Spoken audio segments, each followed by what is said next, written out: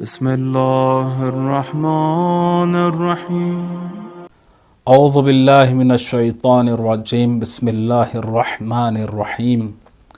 الحمد للہ رب العالمین بارئ الخلائق اجمعین، والصلاة والسلام علی سید الانبیاء والمرسلین وخاتم النبیین، حبیبنا و حبیب الہ العالمین ابی القاسم محمد.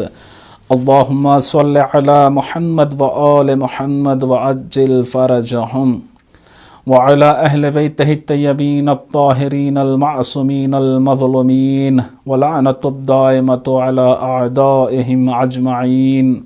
اما بعد، فقد قال اللہ تبارک و تعالی فی کتابہ المبین وقولہ الحق وبالحق. بسم اللہ الرحمن الرحیم. الذی خلق الموت والحیات لیبلوکم. عزیزان گرامی، قدر و بزرگان و ناظرین محترم، جس آیہ کریمہ کی تلاوت کا شرف حاصل کیا ہے میں نے، اس میں خداوند عالم فرما رہا ہے کہ وہ جس نے موت اور حیات کو خلق کیا تاکہ تمہارا امتحان لیا جا سکے. اس مختصر سی گفتگو میں انشاءاللہ تعالی ہمارا موضوع رہے گا کہ کیا انسان اپنا مقدر بنا سکتا ہے، کیا انسان اپنا مقدر سنوار سکتا ہے، کیا انسان اپنے مقدر میں تبدیلی لا سکتا ہے، کیا انسان اپنے مقدر میں بدلاؤ لا سکتا ہے، اس میں چینجز لا سکتا ہے. ایک سوالیہ نشان ہے عزیزان محترم کہ کیا انسان اپنا مقدر بنا سکتا ہے. تو اس بات کو سمجھنے سے پہلے ہمیں یہ سمجھنا بہت ضروری ہے کہ مقدر کیا ہے، مقدر کہتے کسے ہیں، مقدر ہوتا کیا ہے، وہ کون سی شے ہے جسے مقدر کہا جائے. تو مقدر سے مراد کیا ہے؟ مقدر سے مراد یہ ہے کہ ہمارے زندگی کا ایک حصہ جو ہمارے اختیار میں نہیں ہے، وہ خداوند عالم نے مقرر کیا ہے، خداوند عالم کے اختیار میں ہے، بس اسی کو مقدر کہا جاتا ہے.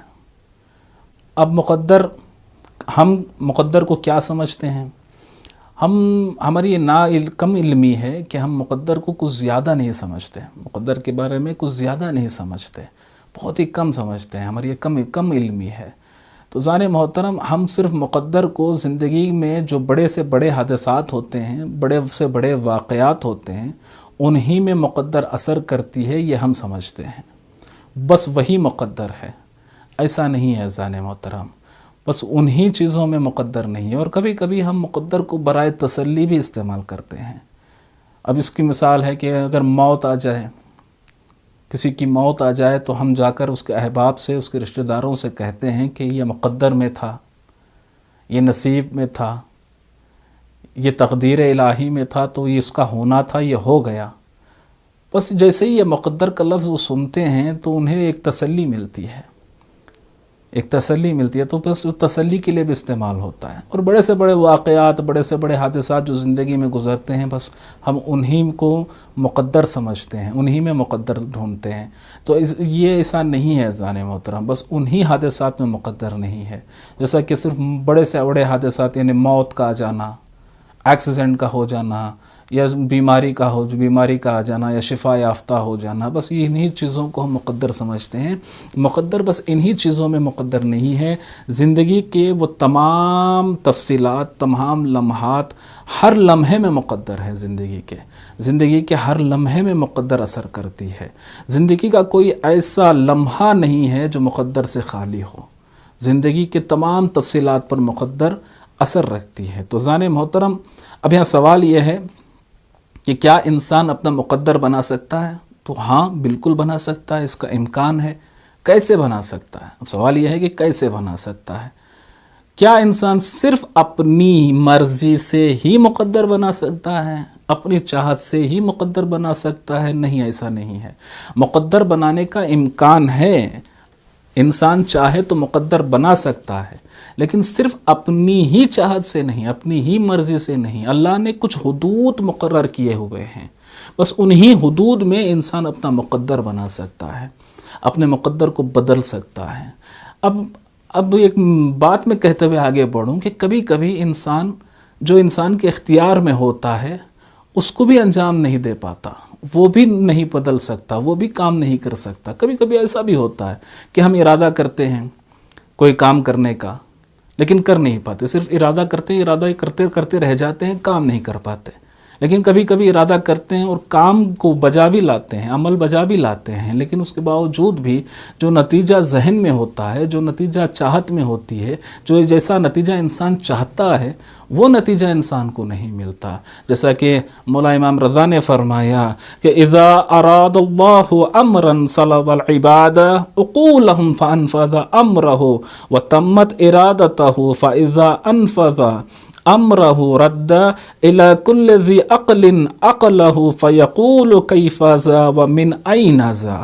امام رضا علیہ السلام نے فرمایا کہ جب کسی کام کا ارادہ خداوند عالم کر لیتا ہے تو اپنے بندوں کی عقلیں سب سے پہلے چھین لیتا ہے، اپنے بندوں کی عقلیں وہ چھین لیتا ہے اور اپنا ارادے کو پورا کرتا ہے، اپنی چاہت کو پورا کرتا ہے، اپنا کام پورا کرتا ہے۔ جب اپنا کام پورا کر لیتا ہے تو پھر بندوں کی عقلوں کو واپس کر دیتا ہے۔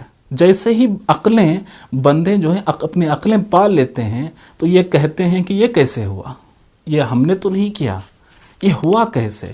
تو یہاں سے پتہ چلتا ہے کہ انسان کبھی کبھی اختیارات رکھنے کے باوجود بھی کام انجام نہیں دے پاتا۔ تو زان محترم، تو ہمیں چاہیے کہ ہم ان حدود کو دیکھیں کہ وہ حدود کیا ہیں۔ انسان جب چاہیں اپنے زندگی کو بدل نہیں سکتا، کسی بھی وقت چاہ کر اپنے راستے کو بدل نہیں سکتا۔ ہم مختار کل نہیں ہیں، ہمیں اختیار کل نہیں ہے، ہم اختیار کل نہیں رکھتے۔ امام صادق علیہ السلام کے قول کے مطابق ہے کہ انسان نہ مختار کل ہے اور نہ ہی مجبور ہے، نہ مختار ہے نہ مجبور ہے، نہ آزاد ہے نہ مجبور ہے۔ انسان انہی کے درمیان، یعنی مختار اور مجبور کے درمیان ایک شے ہے، بس وہی انسان ہے۔ تو یہ ہمیں یہ سمجھنا چاہیے کہ ہمارے زندگی کا ایک حصہ ہمارے اختیار میں نہیں ہے۔ اس حقیقت کو سمجھنا چاہیے۔ انسان کو چاہیے کہ حقائق پر نظر ڈالیں، حقائق سے دور نہ رہیں۔ اگر انسان حقائق سے دور ہو جائے گا، حقائق پر نظر نہیں ڈالے گا، حقائق سے غافل ہو جائے گا تو انسان سعادت سے قریب دور ہو جائے گا، اللہ سے دور ہو جائے گا، انسان کو یہ بہت تکلیف پہنچائے گا۔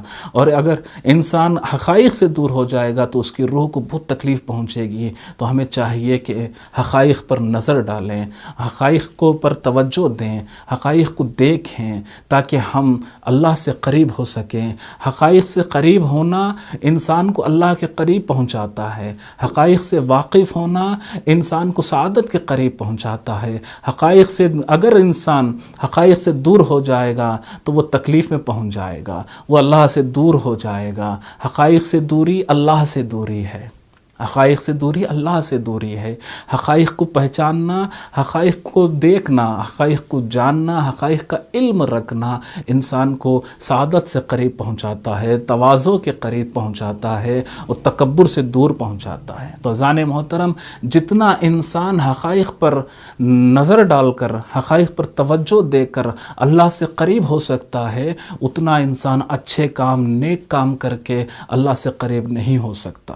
تو اللہ سے قریب ہونے کے لیے ایک بہترین راستہ یہ ہے کہ انسان حقائق پر نظر ڈالیں۔ کیوں؟ اس لیے کہ حقائق پر نظر ڈالنے سے انسان تواضع کے قریب اور تکبر سے دور ہو جائے گا۔ کیوں کرے تکبر انسان؟ خداوند عالم فرما رہا ہے کہ انتم الفقراء الی اللہ، تم سب فقیر ہو اللہ کے، تم سب محتاج ہو اللہ کے، محتاج ہیں ہم اللہ کے، ہم ہمیشہ محتاج ہیں۔ پھر خداوند عالم فرما رہا ہے کہ خلق الانسان ضعیفا، انسان فقیر بھی ہے، محتاج بھی ہے، اور خلق الانسان ضعیفا، انسان کو ہم نے ضعیف خلق کیا ہے۔ انسان ضعیف ہے، توانائی انسان میں نہیں ہے، طاقت انسان میں نہیں ہے، وہ تو ضعیف پیدا کیا گیا ہے۔ ہم ایک تو ضعیف بھی ہیں، محتاج خداوند عالم بھی ہیں، فقیر ہیں اللہ کے، پھر بھی انسان تکبر کا شکار ہو جاتا ہے۔ کبھی شیطان کا کام ہی یہی ہے، ابلیس کا کام یہ ہے کہ وہ بہکائے انسان کو، تکبر میں لائے انسان کو۔ ابلیس آتا ہے انسان کے قریب اور کہتا ہے کہ تو انسان ہے، اشرف المخلوق ہے، تو چاہے تو سب کچھ کر سکتا ہے، تو چاہے تو مقدر کو بدل سکتا ہے، تو چاہے تو تقدیر کو بدل سکتا ہے، اس میں تب بدلاؤ لا سکتا ہے، اس میں چینجز لا سکتا ہے۔ جیسے ہی ابلیس انسان کو بہکاتا ہے، انسان بہکاؤ میں آ جاتا ہے، اور بہکاؤ میں آ کر تکبر کا شکار ہو جاتا ہے، تکبر کا شکار ہو جاتا ہے انسان۔ مولا کائنات نے فرمایا الکبر شر العیوب، تکبر بدترین عیب ہے، بدترین شے کا نام ہے تکبر۔ تکبر انسان کو چاہیے کہ کبھی وہ تکبر نہ کریں۔ تو بہرحال انسان کا مختار کل نہ ہونا یہ افسوسناک شے نہیں ہے، ایک افسوسناک چیز نہیں ہے، ایک افسوسناک واقعہ نہیں ہے کہ انسان مختار کل نہیں ہے۔ ہم کبھی کبھی یہ سوچتے ہیں کہ ہمارے اختیار میں وہ نہیں ہے، ہمارے اختیار میں فلاں چیز ہمارے اختیار میں نہیں ہے، فلاں چیز ہمارے اختیار میں نہیں ہے، یہ افسوس کرنے لگتے ہیں۔ نہیں عزیزان محترم، یہ افسوس کرنے کی بات نہیں ہے، یہاں فخر کرنے کی بات ہے۔ کیوں؟ اس لیے کہ انسان اگر مختار کل نہیں ہے، انسان کا مختار کل نہ ہونا اللہ کے قریب پہنچاتا ہے، سعادت کے قریب پہنچاتا ہے، اللہ سے قریب پہنچاتا ہے۔ اگر انسان مختار کل ہے تو وہ اللہ کے قریب پہنچتا ہے، تو اچھائی سے قریب پہنچتا ہے اور برائی سے دور ہو جاتا ہے۔ تو عزیزان محترم، جب ہم ان حقائق پر نظر ڈالتے ہیں، اگر حقائق پر نظر نہیں ڈالیں گے، اس سے غافل رہیں گے تو ہمارے معنویت کمزور ہو جائے گی۔ تو ہمیں چاہیے کہ ہم ہمیشہ حقائق پر نظر ڈالیں، حقائق پر غور کریں، حقائق کو دیکھیں، حقائق پر توجہ ڈالیں۔ کیوں؟ اس لیے کہ ہم پہلے یہ دیکھیں کہ ہمارے اختیار میں کیا ہے، ہمارے اختیار میں کیا ہے اور کیا نہیں ہے، ہماری قدرت میں کیا ہے اور کیا نہیں ہے، ہمارے ارادے میں کیا ہے اور کیا نہیں ہے، ہماری چاہت میں، ہماری مرضی میں کیا ہے اور کیا نہیں ہے، اور کیا خدا کے طرف سے مقرر کیا گیا ہے اور کیا ہمارے طرف سے اختیار، ہمارے اختیار میں کیا ہے اور ہمارے اختیار میں کیا نہیں ہے۔ اگر ہم یہ احساس کریں گے تو ہماری معنویت مضبوط ہوگی اور ہمارا ایمان مضبوط ہوگا۔ اگر ہم اس مسئلے میں غور کریں گے تو ہمارا معنویت، ہماری روحانیت مضبوط ہوگی، ہمارا ایمان مضبوط ہوگا۔ تو اذان محترم، جب ہمارا ایمان مضبوط ہوگا تو ہمارا مقدر الہی پر ایمان قوی ہوتا چلا جائے گا۔ جیسا کہ مولا کائنات فرما رہے ہیں کہ عقل انسان کی، جس کی عقل پختہ ہو جاتی ہے اس کا ایمان مقدر الہی پر قوی ہو جاتا ہے۔ عقل جس کا پختہ ہو جاتی ہے، عقل جس کی پختہ ہو جاتی ہے، اس کا ایمان پروردگار پر، مقدر الہی پر بڑھتا چلا جاتا ہے، قوی ہوتا چلا جاتا ہے۔ اور پھر جو اس کے بعد جو حادثات زندگی میں ہوتے ہیں، جو تکالیف زندگی میں آتی ہیں، جو پریشانیاں زندگی میں آتی ہیں، جو مصیبتیں زندگی میں آتی ہیں، اسے انسان ایک ہلکی چیز سمجھے گا، لائٹ لے گا، چھوٹا سا سمجھے گا۔ جو واقعات انسان کی زندگی میں گزرتے ہیں، کبھی انسان یہ نہیں کہے گا اس کے بعد کہ یہ میرے ساتھ اتنا بڑا واقعہ ہو گیا، نہیں، اس کو کہے گا پھر انسان کہ یہ میرے ساتھ جو واقعہ ہوا یہ بہت چھوٹا سا واقعہ تھا، یہ گزر گیا، اللہ کی چاہت میں تھا، اللہ کی مرضی میں تھا، اللہ نے ارادہ کر لیا تو یہ گزر گیا۔ تو ایک مرتبہ مولا کائنات مالک اشتر سے بعد جنگ صفین، مولا کائنات نے مالک اشتر کو درد دل سنایا اپنے ساتھیوں کی بے وفائی کے بارے میں۔ تو مالک اشتر نے کہا کہ مولا، اگر زیادہ مال انہیں دیا جائے تو لوگوں کا ہجوم آپ کے پاس، آپ کے قدموں میں آ جائے گا، آپ کے پاس لوگوں کا ہجوم آ جائے گا اگر انہیں مال زیادہ دیا جائے۔ تو مولا نے فرمایا کہ اے مالک اشتر، میں کیسے ان کو بیت المال سے مال زیادہ دے دوں، کسی کو زیادہ دے دوں، کسی کو کم دے دوں، میں کیسے دے دوں؟ اگر اللہ چاہے گا تو ہمیں کامیابی ملے گی، اگر اللہ نہیں چاہے گا تو ہمیں کامیابی نہیں ملے گی۔ یہ بڑا درس مولا کائنات نے دیا ہے کہ سب کچھ اللہ کی چاہت میں ہے، اگر اللہ چاہے گا تو ہمیں کامیابی ملے گی، اگر اللہ نہیں چاہے گا تو ہمیں کامیابی نہیں ملے گی۔ تو عزیزان محترم، ہمارا مقدر جو ہے وہ اللہ کے ہاتھوں میں ہے۔ تو ہمیں یہ بات سمجھنا چاہیے کہ ہم کیسے اپنے مقدر کو بدل سکتے ہیں، اس کے اسباب کیا ہیں، اس کے عوامل کیا ہیں۔ تو میں کچھ عوامل کو، کچھ اسباب کو، کچھ عناصر کو، کچھ وجوہات کو آپ کے سامنے پیش کرنا چاہتا ہوں۔ پہلا اس کا عامل ہے، پہلا اس کا سبب یہ ہے کہ فکر کرنا، انسان کو ہمیشہ فکر کرنا چاہیے. کیوں؟ اس لیے کہ عقل مندی کی نشانی فکر مندی ہے. اگر انسان فکر مندی سے دور ہو جائے گا تو وہ عقل مند نہیں ہے. تو ذہن محترم، سب سے پہلے ہمیں اپنے مقدر کو بدلنے کے لیے، اپنے مقدر میں اثر ڈالنے کے لیے فکر کرنا لازمی ہے. کیوں؟ اس لیے کہ بیوقوف جو ہوتا ہے وہ بول کر سوچتا ہے، اور عقل مند جو ہوتا ہے وہ سوچ کر بولتا ہے. تو بولنے سے پہلے سوچیں، انہیں فکر کریں.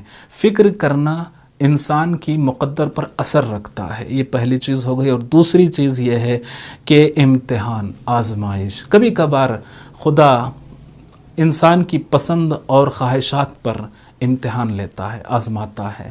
امتحان یاد رکھیے، امتحان انسان کی پسند اور چاہت پر ہوتی ہے. ایسا نہیں ہے کہ امتحان جو انسان چاہتا نہیں ہے اس پر امتحان نہیں ہے، اس پر آزمائش نہیں ہے. خداوند عالم نے ابراہیم سے کہا، جناب ابراہیم سے کہ اے ابراہیم تم اپنے بیٹے کی قربانی دو. کیوں؟ اس لیے کہ بیٹا جناب ابراہیم کے لیے عزیز تھا، پسند تھی، خواہش تھی. انہی کی قربانی خداوند عالم نے مانگا. یہ امتحان تھا ابراہیم کا. تو ذہن محترم، خداوند عالم امتحان لیتا ہے انسان کی پسند اور خواہش پر. تو یہ دوسری چیز ہو گئی. امتحان بھی اثر رکھتا ہے مقدرات پر. اور تیسری چیز اعتقادات. اللہ پر اعتقاد، محمد و آل محمد پر اعتقاد رکھنا، یہ بھی مقدر الہی پر اثر رکھتا ہے. اور چوتھی چیز ہو گئی انسان کے اعمال. ہمارے اعمال بھی اثر رکھتے ہیں مقدرات الہی پر. مقدرات الہی پر ہمارے اعمال اگر اچھے ہوں گے تو اچھا اثر کریں گے، برے ہوں گے تو برا اثر رکھیں گے. تو ذہن محترم، یہ چوتھی چیز ہو گئی. اور پانچویں چیز یہ ہے کہ نیت بھی مقدرات الہی پر اثر رکھتی ہے. تو نیت یعنی ہماری نیت، اگر اچھی نیت ہوگی، ہم نے اچھی نیت کی تو اچھا اثر ہوگا، بری نیت کی تو برا اثر ہوگا. یعنی جو بوئیں گے وہی کاٹیں گے. تو ذہن محترم، اور چھٹی چیز ہے ہم پر خدا کی محبت، یعنی خدا اور اولیاء خدا کی محبت ہم پر. ایک یہ ہو گیا کہ اعتقاد میں ہم نے کہا تھا کہ ہماری محبت اللہ سے، ہماری محبت خدا اور محمد والے محمد سے. اور یہ چھٹی چیز میں بیان کر رہا ہوں کہ ہماری اللہ کی محبت ہم پر، یعنی ہم پر اللہ کی محبت اور اولیاء خدا کی محبت. جیسا کہ امام زمانہ نے فرمایا، میں آپ کو کبھی نہیں بولتا، آپ کو ہمیشہ یاد رکھتا ہوں اور آپ کے لیے دعا کرتا ہوں. ان کا دعا کرنا، ان کا یاد رکھنا ہمارے مقدر الہی پر اثر رکھتا ہے. تو عزیزان محترم، ساتویں چیز ہے دعا کرنا. کسی اور کا ہمارے حق میں دعا کرنا، ہمارا کسی اور کے حق میں دعا کرنا، ہمارے خود کے حق میں بھی دعا کرنا بھی اثر رکھتا ہے. تو ہم عزیزان محترم ہمیشہ چاہیے کہ دعا خود کے لیے بھی کریں، دوسروں کے لیے بھی کریں. ہمیشہ دوسروں کا بھلا سوچیں، دوسروں کے بارے میں سوچیں. جب بھی نمازوں میں، روزوں میں، جہاں بھی حرم میں جب بھی جائیں گے، مسجد میں جائیں گے، آستانوں میں جائیں گے اور امام بارگاہوں میں جائیں گے تو خود کے لیے بھی دعا کریں اور دوسروں کے لیے بھی دعا کریں. ہمیشہ جب بھی زبان کھلے گی دعا کے لیے تو صرف دعا کے لیے کھلے گی، بد دعا کے لیے نہیں. تو ذہن محترم، آٹھویں چیز ہے صلہ رحمی. اپنے رشتہ داروں کے ساتھ صلہ رحمی سے پیش آنا بھی مقدرات الہی پر اثر رکھتا ہے. تو یہ چیزیں ہو گئی. عزیزان گرامی، نویں چیز ہے انسان کا حقیقت پسند ہونا. حقیقت کو تسلیم کرنا بھی مقدرات الہی کو متاثر کرتا ہے، مقدرات الہی میں ایک اہم کردار ادا کرتا ہے. تو سب سے پہلے اپنی سیاسی اور سماجی صورتحال اور اپنی ذاتی زندگی میں حقیقت پسند کو بڑھانا ہوگا. تو سب سے واضح حقیقت جسے ہر کوئی دیکھ سکتا ہے وہ موت ہے. چنانچہ مولا کائنات امیر المومنین نے فرمایا کہ انسان کی تبلیغ کے لیے موت ہی کافی ہے. موت کبھی اندیکھی بات نہیں رہی. جا کر قبرستان میں اس کا مظاہرہ کر لیں، ہماری روح کو متاثر کرنے کے لیے کافی ہے. تو ذہن محترم، حقائق بھی ایمان کی طرح حقائق بھی انسان کو خدا تک لے جاتے ہیں. تو مقدرات الہی پر توجہ دینے کے 3 اہم اثرات ہیں. ایک ہے عاجزی، اور دوسرا ہے صبر، اور تیسرا ہے قناعت. عاجزی انسان میں جیسے ہی عاجزی آتی ہے تکبر چلا جاتا ہے اور انسان تواضع کے قریب پہنچ جاتا ہے، خدا کے قریب پہنچ جاتا ہے۔ اور جیسے ہی صبر آتا ہے تو یہ دنیا کی جتنے بھی تمام پریشانیاں، مصیبتیں انسان کو گمراہ نہیں کرتے اور انسان صابر ہو جاتا ہے، صبر انسان کے اندر آ جاتا ہے۔ اور تیسرا ہے قناعت، انہیں اللہ کے جیسے قناعت بغاوت سے روکے گی، قناعت بغاوت کو روکے گی۔ تو عزیزان محترم، یہ تین چیزیں عاجزی، صبر اور قناعت، اگر ان تین چیزوں کا مظاہرہ کرنا چاہتے ہیں تو کربلا کی طرف دیکھیں تو پتہ چلے گا کہ مولا امام حسین نے کتنا صبر کیا۔ جیسے ہی مولا امام حسین کو ذبح کیا جا رہا تھا تو مولا نے کہا کہ خدایا میں تیری راضی سے راضی ہوں، تیری رضا سے میں راضی ہوں اور تو مجھ سے راضی ہے۔ تو عزیزان محترم، ہمارے کامیابی اسی میں ہے کہ خدا ہم سے راضی ہو جائے اور ہم خدا سے راضی ہو جائیں۔ تو السلام علیکم ورحمۃ اللہ وبرکاتہ۔